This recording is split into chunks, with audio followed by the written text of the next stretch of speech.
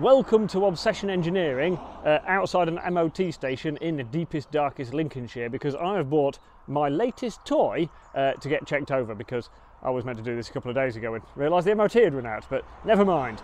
Back to the bike. That is an SP1 and it's mine. I have a bit of history with SP1s. A couple of years ago I restored Henry's Honda, and I will put a link in the corner and in the description if you want to go and check out the whole series. Since then I have had a bit of a hankering for one of these, and I got to ride my mate's SP2, and his one is fully sorted, proper period Akrapovics on it, O-lins in the back, revalve forks in it, power commanded up, the job lot on a good set of tyres. It was sublime to ride, and so I wanted one even more. And I've been keeping a bit of an eye on them, and because people are running out of money, the prices have dropped a little bit. So I've managed to pick up this 18,000 mile genuine UK bike that is completely original, including the under tray and the indicators, for what I thought was quite sensible money. I have done two things with it since I bought it. I've taken out the tyres that were dated 2005 and put on a set of actually track scrubs I took off somebody's race bike in the workshop. So they're a set of Avons, and interestingly they are the same tyre that mate's SP2 had in it. But I can tell you, this doesn't ride as well. The second thing I've done was take it to Blyton Park and have a run around on it, because I was in a bit of a rush and didn't actually have time to tax and MOT and do all that boring stuff, so I chucked it in the van and took it to Blyton Park. So I've scrubbed the tyres in reasonably well, and I've also found that it really doesn't ride as well as my mate's SP2. The front of the bike is actually pretty good. Somebody has been sensible and wound a load of preload in, because these forks are standard. Basically the spring is too short, so there is a mod I need to do in the fork so you can get away with actually having some preload adjustment left. But the front of the bike's not bad at all. The brakes actually work, but the rear of the bike is pretty terrible. On track it feels really soft, and it basically sits down in the corner and then just runs wide everywhere, and basically wears your hands out because you're trying to counter steer it so hard to get it to follow the line you want. And I thought maybe it's just a track thing when you're going a little bit quicker, and then literally in the few miles from the workshop to the MOT station, I can tell you it does the same on the road. This area here doesn't work properly. So what we're going to do is chuck some preload at it right now and go and have a bit of a ride back to the workshop, see if we can make it a bit better. So on the preload adjustment at the moment, you can see it's sat relatively low on its notched preload adjuster, so there's not too much load on the spring. And what I'm going to do is wind it all the way up to the top and see what difference it really makes out on the road. Preload now adjusted with a C-spanner, so we're as hard as we can get in the rear, and that will do two things. It will make the spring feel stiffer, and it'll actually raise the bike up a little bit. So hopefully that'll fix some of the problems, or at least hint at the direction we need to go to make it better. So I suppose I'll put my kit on and actually go riding. While I go in search of some actual corners, I suppose we ought to really touch on why I even wanted an SP1. Because I'm quite a Ducati fan. And in my formative years watching racing, I was always rooting for the Carl Fogartys, the 916s, and I thought they were really cool. And then Honda turned up with this thing that looked a bit like a Ducati. Not quite as pretty, but it was in their realms. And they beat Ducati at their own game. They beat Ducati, they beat the people who did V-twins with a V-twin at their first attempt, and that should not be understated. They beat Ducati, who'd been doing the V-twin game for years, the first time they raced a V-twin. Honda, when they really put the effort in, make great bikes. And this is an early one. This is a first generation, technically an SPY. This is Honda taking on Ducati at their own game and winning. And to be fair, when you ride it, there are similarities and of course there are differences. The soundtrack is similar, but with considerably less mechanical mayhem going on underneath. There's nowhere near the induction noise, and because this has got the standard silencers on, there's not a lot of noise at all really. There is a a hint of that V-twin resonance, but it's not particularly noisy. So in modern society you can ride around without annoying anybody. Not that greatly concerns me. And I will admit, although the road bike of these has some odd styling in places, the race bikes looked pucker. They were functional. Where the Ducati was pretty, the Honda was function over form. Yes, the exhaust pipe stuck out in the breeze a bit, but that didn't matter. It was all about making the bike go as fast around a racetrack as they could. And let's face it, they did a pretty good job. And while they were doing it, they also made it very much Honda. Where Ducati were having elastic bands to hold bits of the engine together, there was none of that with Honda. Gear-driven cams, utter reliability. You see a lot of these bikes with big mileage on because they don't break. These things are solid. Right, the good bits I've noticed on this one, pretty much straight away, is riding through town is considerably easier than on your equivalent Ducati. The motor actually works on both cylinders all the time. No weird misfires, no lumpiness. Well, beyond the normal V-twin stuff. It just goes about its business correctly, like a Honda should do. The indicators are in the right place, all the buttons work, everything actually works. The one place where Ducati might have done a slightly better job though is the basic suspension setup. Ducatis are stiff, I will admit, but they actually go around corners a little bit better than this one. But saying that, there is a corner coming up, so let's see what the rear preload adjustment has made. So, out by the white line, a little bit of brake in, brake, down another gear.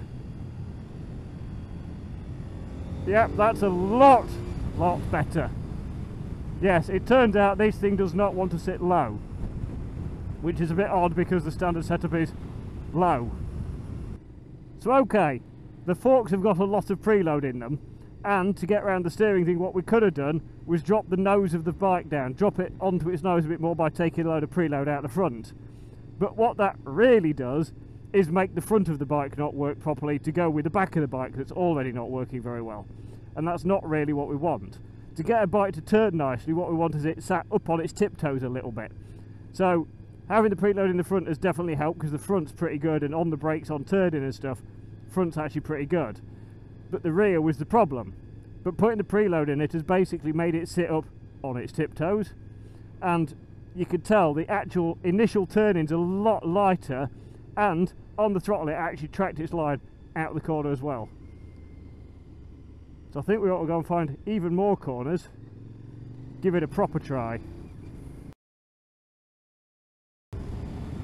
Right, now we're talking. I'm on one of my favourite back roads, and I know this place is twisty, so we've got a few nice long sweeping corners and then a series of tighter stuff. It's a really good road and the surface is mostly decent on it, and I can tell you what, with a bit of preload in the rear, it actually tracks a line on exit.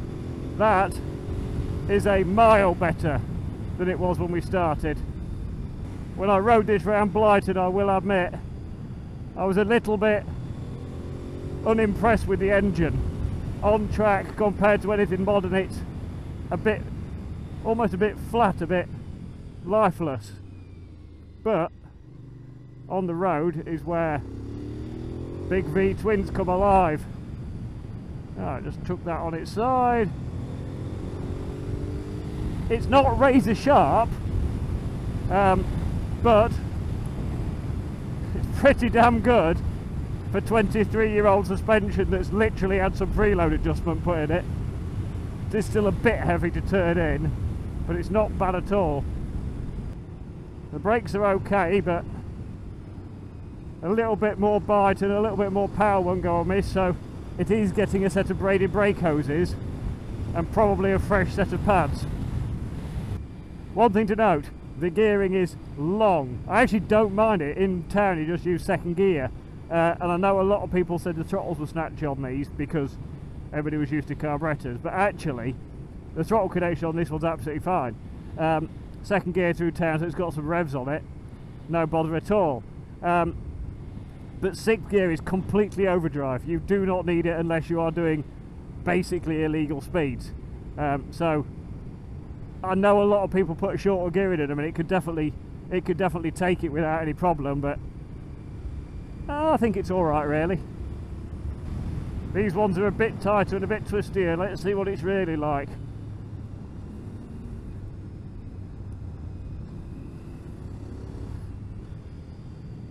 Yeah, initial turning could be a little bit better still. And there's a slight hint of that run wide on the exit. Oh, and it gets a little bit of a, like a slow motion sort of weave on the exit a little bit. Right, tyres are Avon's sporty racy things, I'm not actually sure what they're called. And this has actually got the 180 in it at the moment, and I know a lot of people put a 190 in them, so it gives it a bit more profile, so it lifts the back up a little bit. But what you gain in height, you lose in the fact the tyre's wider, and a wider tyre will naturally not want to turn as well. So it's 6 of one, half a dozen. Yeah, this engine on the road is actually really nice. Nice smooth bottom end torque, picks the throttle up. Lovely, this engine. It is all you need on the road, this thing. If you've ridden big Ducatis, the riding dynamic will not be lost on you. The footrests aren't as high as a 916 or whatever. The weight on your wrist is pretty similar. The fuel tank's a little bit wider than a Ducati, but I quite like that because when I'm mid-corner leading off it, it does hold me in the bike fairly well. Right, considering I've got all the preload wound into this, it's kicking a little bit off some of the sharper bumps, but it's not bad at all really. I'd be inclined to say, avoid some of the mud, I'd be inclined to say we could actually get away with a stiffer spring and less preload on it, but then we'll need a spacer to get the back of the bike to sit right. There might be some fiddling to do with this. Well, that's the first run down a twisty road, and changing the preload has definitely made a big improvement. But I'm going to pull over in the village square and have a little play with the damping. See if we can make it a little bit more lively, because I think it can still be better. So I've made some adjustments to both ends of the bike. I've left the preloads alone and looked purely at the damping. And I'm guessing at some point somebody has tried to make it ride better on the road, and stuff was relatively soft. On the rear, the rebound damping, which is the more critical of the two because it actually controls the compression a bit as well, that was at 2.5 turns out, which didn't seem too bad, but because the shock's now warm, it bounced up and down, didn't have a lot of control, which would explain the slight sort of bounce on the corner exit. So I've put that to 1.5 turns to see what it's like now, and already I can tell you, better. That's actually pretty good for a 23-year-old shock. The compression damping in the rear was at 19 clicks out from fully in. Always do your clickers from out from fully in, and that didn't help because it was moving down and then pinging back up quite a lot. So I've put that at 8 to see what it's like with some reasonable damping in it, and I can feel what's going on a little bit more now. I've got instantly a bit more feel for the rear because there's a bit more control. Instead of it just moving in all the time, it's letting the tyre actually work properly, and that's good. It's not riding the bumps quite as well now, but it wasn't going to. Tell you what, the drive off the corners is still impressive really, considering the age of this thing. And it's completely standard map, standard pipes. This is still plenty of engine on the road. I have not touched the compression adjusters in the forks, but I have adjusted the rebound. Again, they were a bit bouncy, and so I've gone from 12 clicks of rebound to 9. Not a massive change because the front's actually not bad at all. Just give it a little bit more composure in the middle of the corner when it's under a bit of load. Yeah, there's still just a little bit of movement from the rear, but it's not bad at all. And we have to remember the oil in that shock is also 23 years old. Yes, this thing is better than I expected, with some relatively simple setup work. Not saying it's perfect, but it's not bad at all. Yeah, it just gets a little shimmy on over the bumps on the side of the tyre. It's actually quite good fun. It's not getting out of shape, it's just letting you know. That rear in the slightly quicker corners with a bit of an undulation in the corner, the rear isn't staying settled. It's still fidgeting a fair amount. Yeah, there it's got a pump to it. Quicker corners when you tuck it on its side and put some throttle on. Yeah, that spring's too soft. Right, we'll have that turned around and head back to the workshop.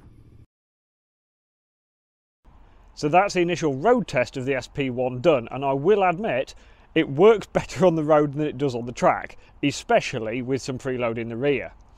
The engine, on track it was a little bit underwhelming because, especially compared to my V4 Tuono, it's nowhere near as fast. And because V-twins have this wonderful way of delivering their power in a very linear purpose, in a very linear way, they don't actually feel fast. You tend to be going faster than you think you're going. And I will admit, a couple of times on the road I looked down and thought, ooh, I'm nearly at the speed limit, and I didn't expect to be. So it is deceptively quick engine, and especially because it's so quiet, this one, it doesn't make any fuss when it's going about it. The brakes work, but it would be nice to have a little bit more power and a little bit more feel from them, so the original rubber brake hoses that are now 22 years old will be getting ditched. There will be some braided brake hoses going on it and some new brake pads, so that should sharpen the brakes a fair bit. I'm not going to be changing anything with the riding position.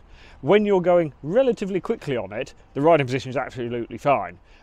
Compared to a Ducati of the same era, there is a sensible amount of leg room and a sensible amount of arm room, but you are aware you are definitely on your wrists. This is Honda's version of a Ducati, and it is very definitely a sports bike from the early 2000 era, so when you're riding around slowly, the bike's on your wrist, you are going to know about it.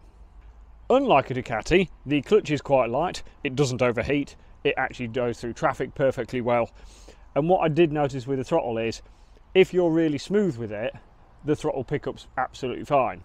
These have a reputation for being quite jerky. Then when I went through a village over some bumps, the bumps move your hand and that makes it feel really snatchy going on and off the throttle. So actually, I'm not so much sure it's a fueling thing as to just the fact that the throttle's really, really sensitive. So if you're really, really delicate with it, absolutely fine. If you're a little bit cack-handed with it, not so good. The reason I really wanted one of these though is the chassis. I mean, the look of the chassis I think is fantastic. I think it looks like it's hewn from a piece of granite and polished off, and it just looks ace. And this is HRC's work. This is Honda at their finest. When I rode my mate's SP2, which I will admit, the chassis is ever so slightly different in it, the thing that really sold it to me was how neutral the bike was. It didn't really take any particular effort to turn, it tracked a line easily, you could change lines in a corner, it didn't understeer, it didn't oversteer, it was just natural. This is good, but it's not at the same level yet. But I'm sure we can get it pretty close, without, ideally, spending a fortune or making it look anything from standard. Having the preload in both ends so the bike was sort of up on its tiptoes definitely helped, especially with the rear. That made a massive difference.